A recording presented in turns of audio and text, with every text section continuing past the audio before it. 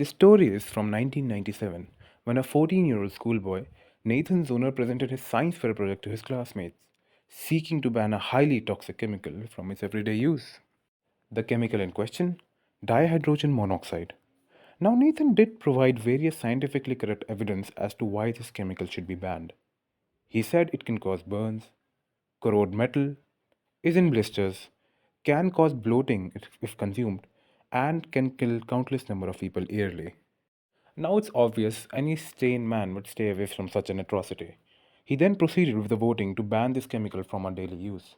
And without hesitation, 43 out of 50 people voted to ban it. However, this chemical isn't typically toxic at all. It's just H2O, the other name for dihydrogen monoxide. Yes, water. Something essential to life was voted to be banned, with 43 out of 50 people consenting. Now, this survey made Zoner conclude that people can be deceived as long as they are scientifically or mathematically ignorant. Now, if it's not obvious at this point, Nathan Zoner's experiment wasn't a legitimate attempt to ban water, but instead an experiment to show how gullible people can be when provided with accurate facts.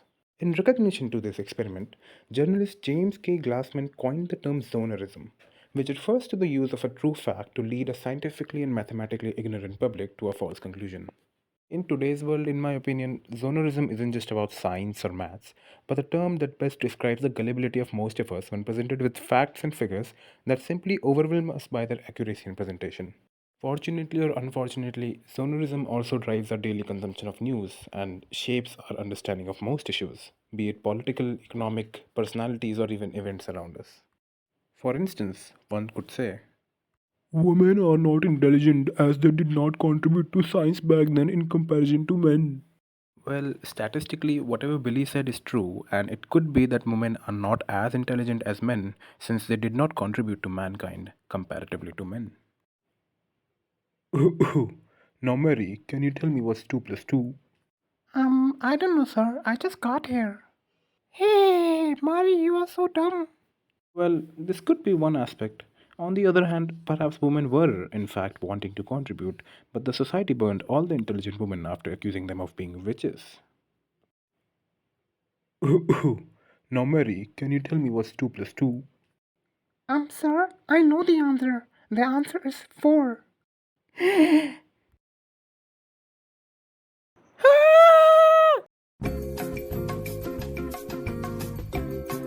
Anyways, zonerism is just one theory of communication. Another very interesting theory of communication which is used to manipulate masses is the hypodermic needle theory. To understand this theory, let's dive back in the year 1938. I'll also wear a top hat so that I can match the aesthetics. Now, in New Jersey, Orson Welles, this man in the picture, performed a radio adaptation of H.G. Wells' The War of Worlds novel. Those of you who don't know, The War of Worlds is a science fiction novel about Martian invasion and is also apparently one of the first novels that introduced the genre of alien invasion. So it's like the grandfather of alien invasion genre. Unfortunately for Orson, this broadcast soon turned into a breaking news as some listeners started to panic. People thought there is actually Martian invasion going on, and because of this, they started calling the police, paper, and other radio channels. The next day, Orson became the front paper news and was summoned by various reporters for an interview. The funnier part, in my opinion, though, that the intensity of this was not as big as the newspaper channels made it out to be. Probably because they wanted to portray radio as a bad source of information so that people rely more on newspapers. Because in reality, the radio broadcast was not very famous to begin with. And on top of that, only the listeners who tuned in late misinterpreted the situation.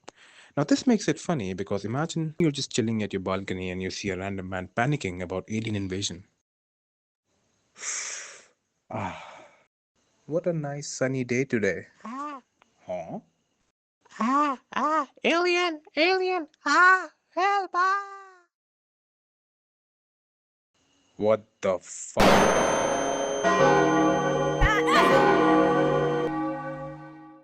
Anyways, this real life incident shows the demonstration of the hypodermic needle theory, which states that media messages are like injections and they kind of directly influence audiences without critical thinking. To put it kind of bluntly, it means that you don't have any sort of intellectual filter and will blabber whatever you see through media. It's somewhat equivalent to people making random references without knowing their source or actually learning or reading about it. Hey bro, Did you see the video of that cat going around the city, killing people with an axe? I don't know. It's kind of impossible to believe from that video alone. Do you have any source for confirmation? Yeah, you need source? Take this source, bitch. Now that we have learned about both, why exactly did I tell you this? Well, firstly, I wanted to. And secondly, I guess we learn something every day. Considering the fact that the entire world is at the verge of World War III for some reason, I think it's pretty good and beneficial for us to know what and how media should be consumed, either through selective communication or through force fed information. As communication isn't always about clarity, but control. So the next time you use Reels as a source of news, think, is there an actual killer cat? Or are you just an audience for them?